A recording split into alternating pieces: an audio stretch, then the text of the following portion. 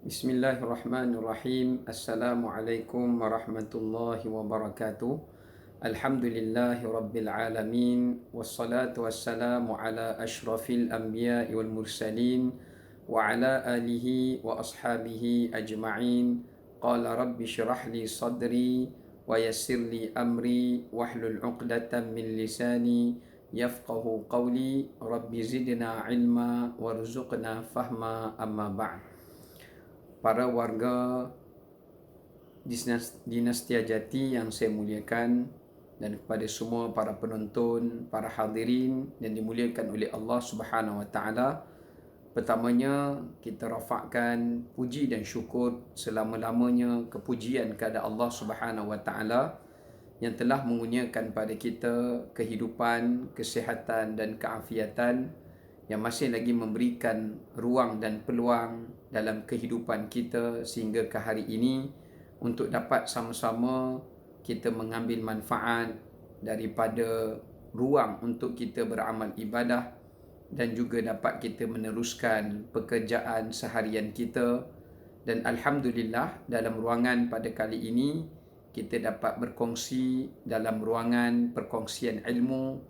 InsyaAllah pada hari ini saya ingin berkongsi berkenaan dengan satu tajuk yang berkaitan dengan bahaya dosa jariah.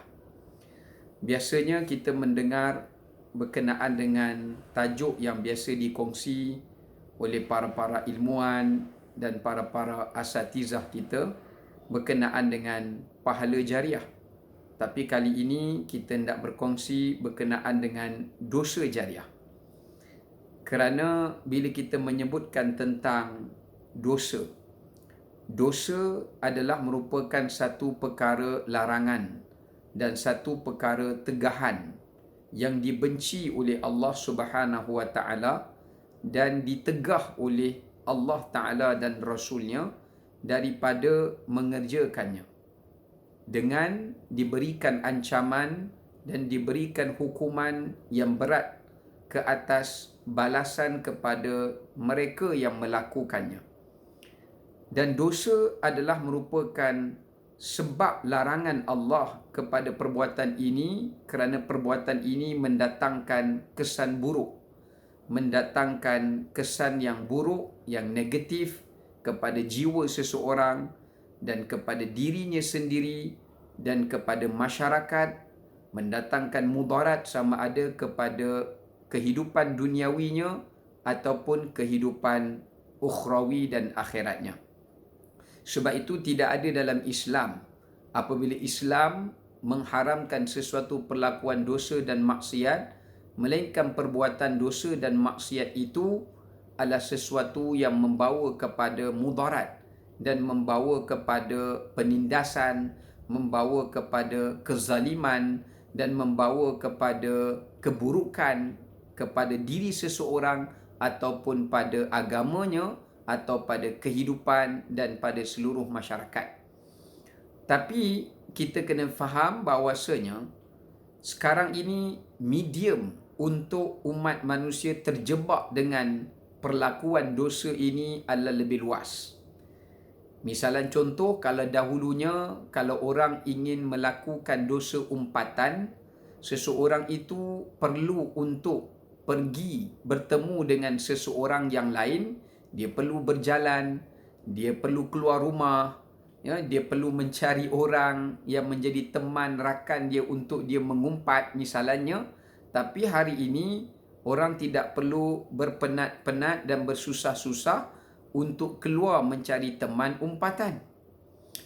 Misalnya kalau dahulu jika seseorang itu ingin menaburkan fitnah atau mengadakan sesuatu pengkhabaran dan berita palsu ataupun mengada-adakan rekaan tentang suatu cerita yang tidak benar, seseorang itu kalau nak menyampaikan dan nak menyebarkan pengkhabaran berita palsu ini, dia perlu untuk pergi mencanang, pergi ke seorang demi seorang, seorang demi seorang.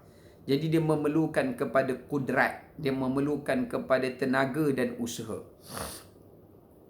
Demikian juga kalau kita lihat dalam konteks zaman dahulu, apabila seseorang itu ingin melakukan satu dosa, kalau seseorang itu melakukan satu dosa, mereka akan melakukan dosa itu dengan secara tersembunyi, atau mereka akan menyembunyikan dosa mereka. Ya, kalau yang ada mengetahui tentang perlakuan dosa mereka pun adalah orang yang bersama-sama dengan mereka yang melakukan dosa itu. Tetapi dia berbeza dalam suasana kita pada hari ini. Sebab tu saya rasakan tajuk untuk kita kongsi berkenaan dengan bahana dan bahayanya dosa jariah ini, ia adalah satu perkara yang sangat relevan untuk kita umat Islam yang berada di zaman IT, zaman yang serba canggih pada hari ini, untuk kita mengambil berat agar kita terhindar dan dijauhkan oleh Allah Ta'ala daripada bahaya dosa jariah.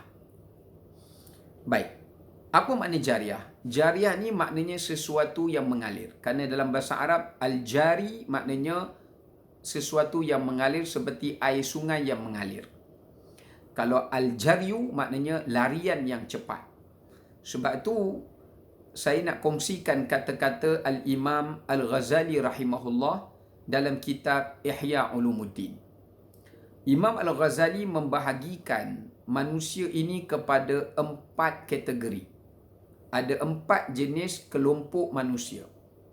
Yang pertamanya adalah manusia yang mana ketika dia hidup, kebaikannya berjalan, kejahatannya juga berjalan. Dan apabila dia mati meninggal dunia, kebaikannya juga berjalan dan kejahatannya juga berjalan. Ini kategori manusia yang pertama. Yang mana masa hidup dia buat kebaikan, masa hidup juga dia buat kejahatan. Selepas dia meninggal dunia, ada kebaikannya yang disambung oleh orang lain dan ada juga kejahatannya yang disambung oleh orang lain. Golongan yang pertama ini dipanggil sebagai golongan yang berada di atas hujung pinggir neraka. Berada di atas hujung pinggir neraka, syafajur, berada di tebing neraka, kerana dia tidak tahu sama ada amalan dia, kebaikan dia yang dia kerjakan semasa hidup dan kebaikannya yang disambung selepas kematiannya itu lebih banyak, atau kejahatannya yang dia kerjakan semasa hidupnya dan kejahatannya yang diwarisi selepas kematiannya yang lebih banyak. Dia tidak tahu mana yang lebih banyak. Jadi dia adalah golongan yang tidak pasti apakah dia selamat ataupun tidak. Ini adalah golongan yang berada dalam keadaan yang sangat ketakutan kerana dia tidak tahu nasibnya sendiri di hari akhirat. Golongan yang kedua adalah golongan apabila dia hidup, dia melakukan kebaikan dan dia meninggalkan kejahatan. Setelah dia mati meninggal dunia, kebaikannya masih diwarisi dan disambung dan kejahatannya tidak ada yang ditinggalkan untuk diwarisi dan disambung. Ini adalah golongan yang paling berjaya dan paling beruntung. Kerana masa dia hidup, dia banyak menabur kebaikan dan juga banyak melakukan perkara-perkara yang ma'ruf sehingga dikenalinya ia dengan kebaikannya. Dan dia tidak diketahui oleh orang tentang kejahatannya. Orang tidak mengenali kejahatannya. Dan setelah dia mati meninggal dunia, orang masih lagi menyambung kebaikannya. Dan orang tidak lagi menyambung kejahatannya. Kerana tidak ada kejahatan yang dia wariskan semasa hidup ataupun sesudah matinya. Inilah orang yang paling berjaya, orang yang paling beruntung. Adapun yang ketiga, semoga kita termasuk dalam golongan yang kedua tadi. Allahumma amin. Golongan ketiga adalah golongan di mana semasa hidupnya dia tidak ada sebarang kebaikan. Tetapi dia hidup dalam keadaan dia melakukan dosa, dia melakukan kejahatan, dia melakukan kemaksiatan dan dia dikenali dengan kejahatannya. Dan setelah dia meninggal dunia, orang mewarisi daripada kejahatannya dan diwarisi dan disambung kejahatannya itu setelah kematiannya, kerana orang tidak mengenali daripadanya melainkan daripada perkara-perkara dosa, maksiat dan kemungkaran. Ini adalah orang yang malang, kerana hidupnya tidak ada baik, tidak ada bakti, tidak ada kebaikan. Sebaliknya matinya, hidupnya itu dikenalinya ia dengan kejahatannya, bahkan matinya juga diingati kejahatannya lalu disambung kejahatannya. Ini orang yang paling muflis, orang yang paling malang, orang yang paling celaka. Adapun golongan yang keempat, iaitu golongan orang-orang yang ketika hidupnya di dunia, dia ada kebaikan yang dilakukan. Dia buat kebaikan, ada amal ma'rufnya, ada ketaatannya. Kemudian dalam masa yang sama, ada kejahatan yang dilakukan dan ada dosa yang dilakukan. Cuma masalahnya, setelah dia mati meninggal dunia, kebaikannya itu tidak lagi diwarisi. Dia hanya berbuat baik untuk dirinya sahaja. Dia tidak berkongsi kebaikannya itu kepada orang lain agar kebaikannya itu diwarisi. Jadi setelah dia meninggal dunia, kebaikannya tidak lagi diwarisi, kebaikannya tidak lagi disambung, bahkan dilupakan kebaikannya ketika hayatnya. Orang lupa kebaikannya yang dikerjakan ketika hayatnya, dan setelah kematiannya orang tidak menyambung kebaikannya itu dan dilupakan kebaikannya. Yang orang ingati adalah daripada kejahatan yang dilakukan ketika hidup dan hayatnya, lalu kejahatan itulah yang disambung oleh manusia daripada kejahatan yang pernah dilakukan olehnya ketika hidupnya. Ini juga adalah orang yang malang dan juga orang yang celaka. Tapi yang ketiga tadi lebih celakalah, sebab hidupnya pun jahat, matinya disambung kejahatan. Yang ni hidupnya ada kebaikan, tapi matinya tiada lagi kebaikan, bahkan bertambah kejahatan. Kita berdoa agar Allah Subhanahu Wa Taala menjadikan hidup kita ini penuh dengan kebaikan dan mati kita penuh juga dengan kebaikan jariah yang disambung setelah ketiadaan kita nanti. Allahumma amin. Baik, kita kembali semula. Jadi, apakah perkara-perkara utama yang menyumbang kepada dosa jariah? Yang saya bagikan contoh tadi.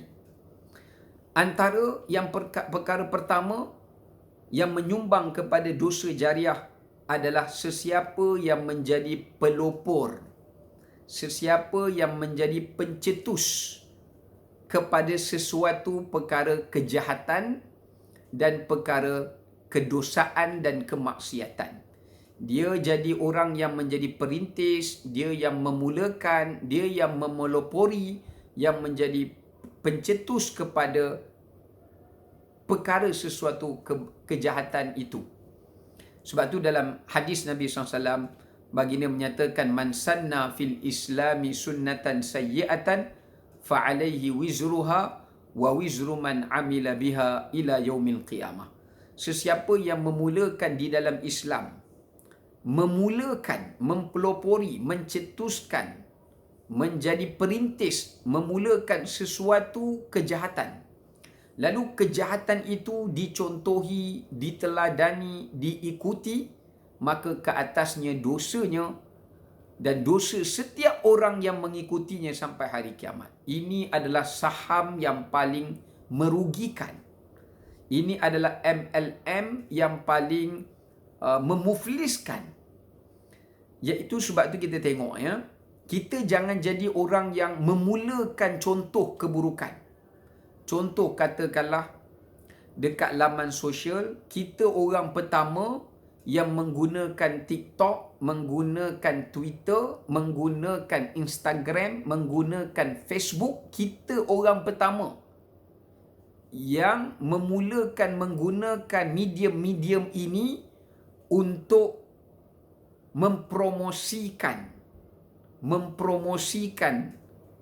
menayangkan aurat kita. Kita orang pertama yang ajar orang macam mana nak bagi viewer, likes, banyak tontonan banyak dengan kita menunjukkan aksi yang menggairahkan dalam laman sosial atau laman media ini yang menyebabkan orang lain mula ikut kita. Orang pun kata, ish, dia buatlah, apa kata kita buat, viewer kita akan meningkat, akan bertambah, kita akan jadi lebih famous. Sama juga orang yang memula untuk mendapat idea untuk menjadi scammer, menipu orang, menunjukkan modus operandi, macam mana nak menipu orang, bagi idea dekat orang dan sebagainya, lalu orang lain mencontohinya. Maka ini juga menyebabkan seseorang itu muflis pada hari kiamat. Dan termasuk juga dia orang pertama yang ajak orang untuk mengumpat orang lain secara terang-terangan. Atau dia orang yang pertama yang pergi create berita palsu, create fitnah palsu, lalu dia sebarkan dan orang lain menjadi tukang viral kepada apa yang dia reka-rekakan itu. Maka inilah pelopor kepada dosa jariah dan amat berat hukuman baginya. Ingat, Qabil dia adalah anak Adam yang pertama yang menumpahkan darah, membunuh adik kandungnya Habil. Dan Nabi sebut, setiap kali ada pembunuhan yang berlaku di atas muka bumi ini, setiap kali penumpahan darah yang dititiskan berlaku, melainkan bagi Qabil ada saham dosa bunuh. Setiap kali kita tengok berita pembunuhan, Qabil akan dapat bahagian dosa itu, kerana kata Nabi, wa huwa man awwala sannal qatal, kerana dia orang pertama yang mengajar manusia melakukan pembunuhan. Yang kedua, untuk menjauhi dosa jariah ini adalah dengan kita jangan menjadi orang yang melakukan dosa dan maksiat secara terang-terangan. Pertama tadi, jangan jadi pencetus. Jangan jadi orang yang mula-mula bagi idea buat program yang tak baik. Orang yang mula-mula pergi create apps, pergi create blog, pergi create apa-apa saja rancangan, program yang mengadakan apa-apa sajalah medium untuk orang berjudi ke, untuk orang lalai ke, tinggal solat ke, apa ke, medium tempat orang menyebarkan pemikiran yang sesat ke dan sebagainya, menjadi pendukung kepada ajaran sesat ke, itu pun termasuk sekali. Yang kedua, sumber yang memberikan kesan kepada dosa jariah ini juga adalah orang yang melakukan maksiat secara terang-terangan. Sebab tu dalam hadis Nabi SAW, Nabi bersabda, kullu ummati mu'afa illal mujahirun. Setiap umatku ini Allah maafkan. Maafkan ni bukan maknanya tak berdosa. Allah maafkan daripada turun azab ke atas mereka, turun bala ke atas mereka, melainkan orang-orang yang suka menzahirkan dosanya. Sebab tu kalau seseorang tu berdosa, kita tak boleh lari pada dosa. Tapi kalau seseorang tu buat dosa, tapi disembunyikan dosa tu, orang tak nampak, dia rasa malu nak tunjuk kat orang walaupun dia tak malu dekat Allah.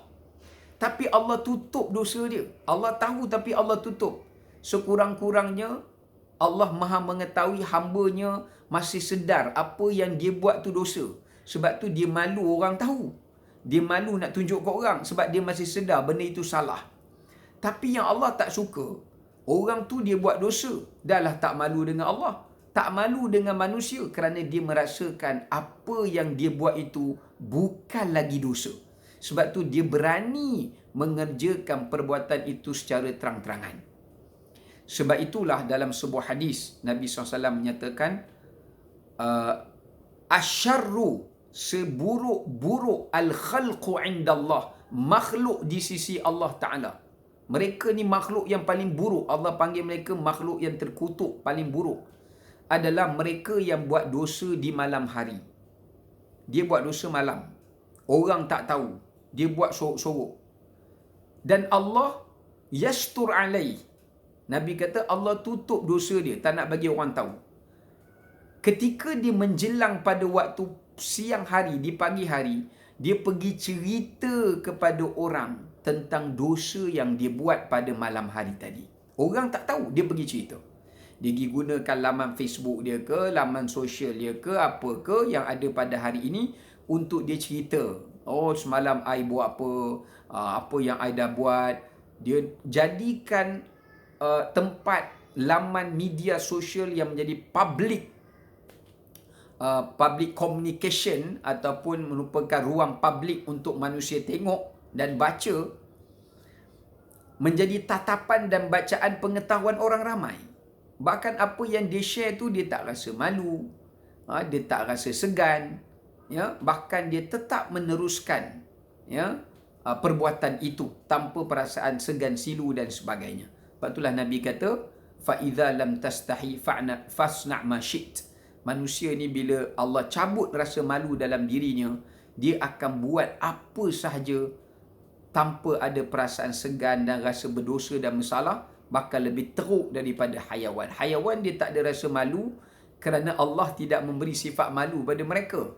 Tapi manusia Allah bagi secara fitrahnya. Tapi bila mereka membuang sifat malu tu, mereka lebih buruk daripada sifat hayawan.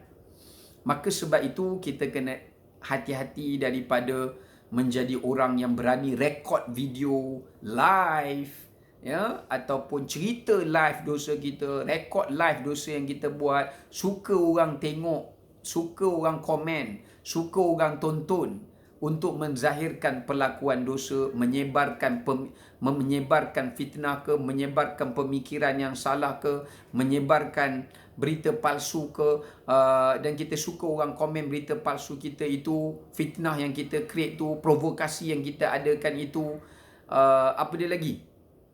Kita menyebarkan ajaran sesat, pemikiran sesat dengan secara terang-terangan.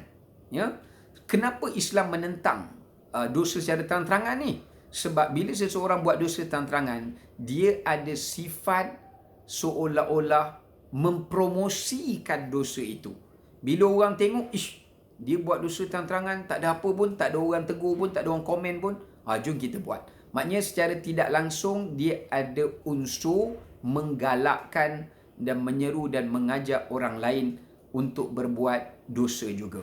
Jadi sebab tu kita mohon kepada Allah Ta'ala supaya kita dapat dihindari dan diselamatkan daripada bahana fitnah dosa-dosa jariah, kerana kita tidak mahu kita membina pengikut-pengikut di kalangan para pendosa yang akan kita pimpin mereka, yang kita akan pikul beban-beban dosa mereka, bahkan dosa kita, dosa mereka lagi pada hari kiamat. Sedangkan Allah kata dalam Quran, Allah menyatakan, yahmilu auzarahum kamilatan yaumal qiyamah wa min auzaril ladzina yudhillunahum bighairi ilm.